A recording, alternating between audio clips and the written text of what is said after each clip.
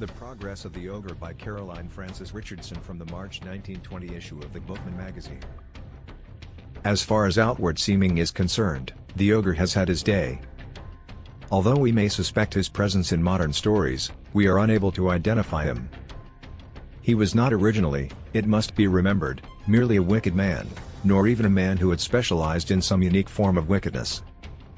Sinful he was, and frequently did he specialize in sin, but the quality that made him not as other sinners, that won him his melodramatic reputation, was his personal appearance. In Bible and Homer stories, in fairy and folk tales, it is quite possible to know an ogre when we see one. Usually a giant, like Goliath, frequently one-eyed, like Polyphemus, often deformed, like Puss in Boots' adversary, sometimes a monster, like Grendel's mother. The ogre is self-evident. Then, too, in early narrative, he is fond of carrying a bludgeon, and he is much addicted to slogans, fee, fi, fo, fum, or I'll crack his bones and suck his blood. The seasoned reader of ancient narrative is likewise well aware that the ogre's entrance into a plot always promises action, and his exit always marks a climactic triumph for the David, or Ulysses, or Marquis of Carabas, or Beowulf who has played the part of hero. Recognizable ogres also frequent the medieval romances, but they are only property creatures, repulsive in appearance, feeble-minded in behavior.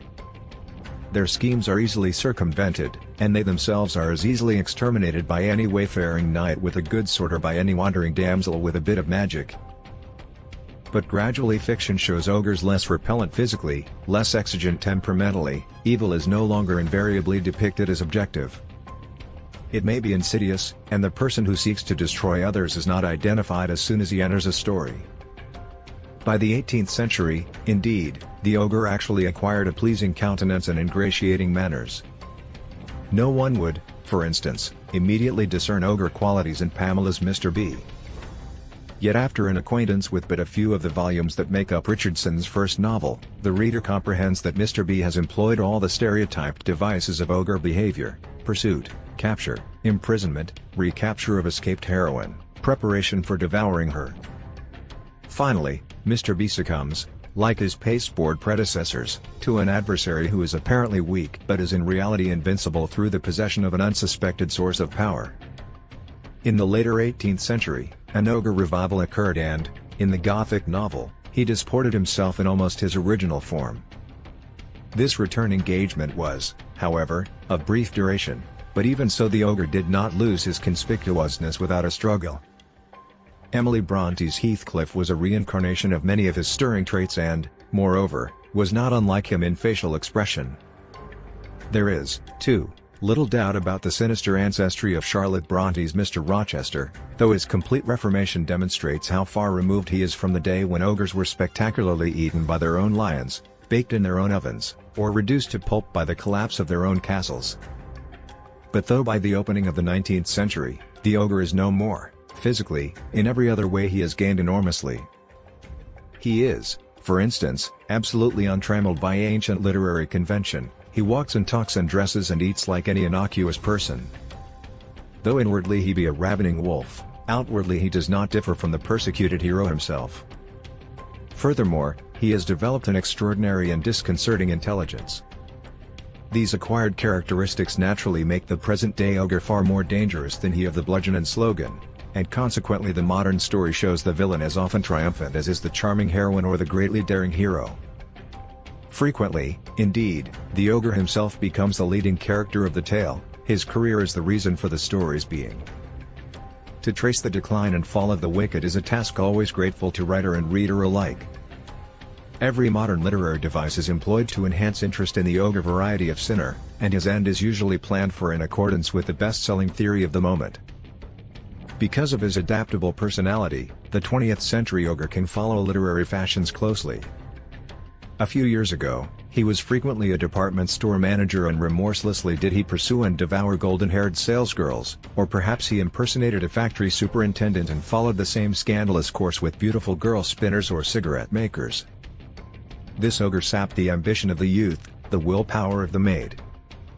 He separated a son or daughter from a loving family, and he even absorbed the cleverness or sprightliness of any individual whose personality he envied.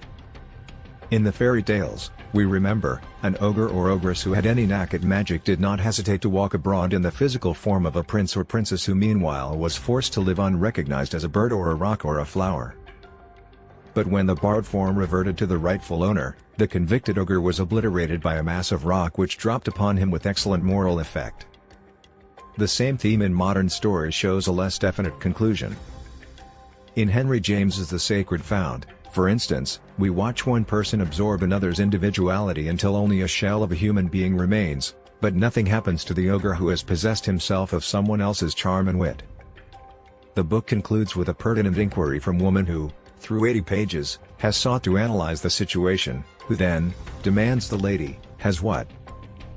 If, however, the writer of a story should belong to the uplift school, the ogre may on the last page declare his intention to forswear his nefarious pursuits, or he may renounce his well-earned vengeance. There is good in everyone.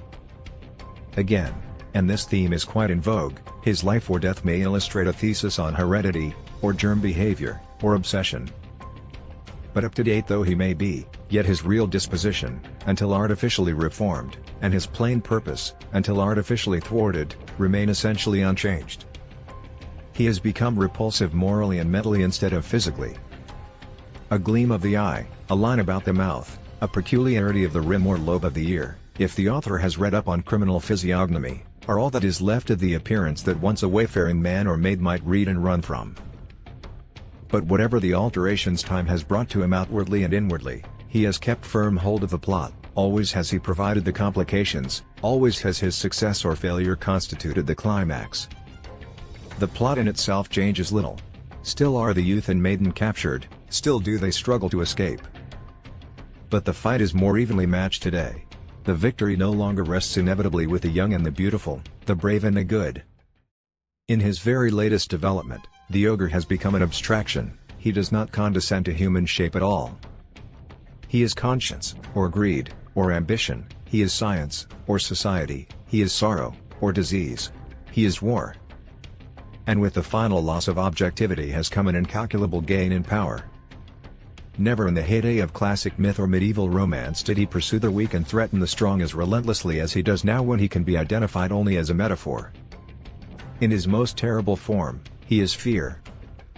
After all, the ogre of the long ago stories was only fear rationalized. To that danger which primitive folk felt but could not see, saw but could not understand, they gave form and voice, and called ogre. The same fear of the unknown, of threatening evil, persists today, but there are many names for the one sensation. Fiction writers realize the influence of fear and make good use of it in developing their characters, urging, retarding, strengthening, weakening, by fear of failure. As far back as Charles Brockden Brown's Wheel, and we read how a man, through a skillful use of ventriloquism, brought about the ruin of an entire family by working on their fears and torturing their nerves. It may be that many people do disport themselves in a secret garden, but it is certainly true that most people lash themselves in a secret prison. And the jailer of that prison is an ogre who personifies anxiety, or vanity, or shame, or sense of failure. Secret fear is a hideous thing. By comparison, the suffering of which the world is aware, is a light affliction but for an hour. It is the terror which a man would not have others guess, that becomes a devouring ogre. Advertisers comprehend that haunting anxiety is an everyday matter, and thereby copy almost makes itself. Deftly the advertiser shows the reader how not to grow old, or blind, or deaf, how not to succumb to disease, how not to be fat, how not to forget, how not to fail socially, professionally, or financially. And shrinking from his very private and personal ogre, the reader of the advertisement fills in the dotted line of the coupon, makes out a check and sends for the book or the instrument or the bottle that he is assured will prove an invincible deterrent. It is the old story of the magic word, the charmed sword, and the fairy potion. The giants that were on the earth in those days, are with us in these days. Tradition says that Og, king of Bashan, survived the flood by riding on top of the ark. In the same way, the ogre has lived through the chances and changes of narration. Balor and Loki walk about incognito today. The wandering Jew, though invisible, journeys on, leaving devastation as usual in his wake. Evil genii are still in active practice. Giant despair keeps open house at Doubting Castle. Some arch ogres, however, have lost much of their ability to terrorize. There are people, for instance, who persist in looking upon death as a friend and on the devil as a whimsical abstraction. Certainly, through his centuries of existence the ogre has assumed a multiplicity of names and shapes. But in one thing he has been consistent: he has kept to the same line of conduct. Single-mindedly he has pursued human beings and held them and tortured them. Sometimes they have destroyed him, sometimes he has destroyed them, sometimes both ogre and victim have lived to fight another day. At present, the ogre, stronger and keener than ever before, is up and doing. As always, of course, he preys upon humankind, but as always, also of course, the magic word of knowledge, the charmed sword of willpower, and the fairy potion of truth can conquer him.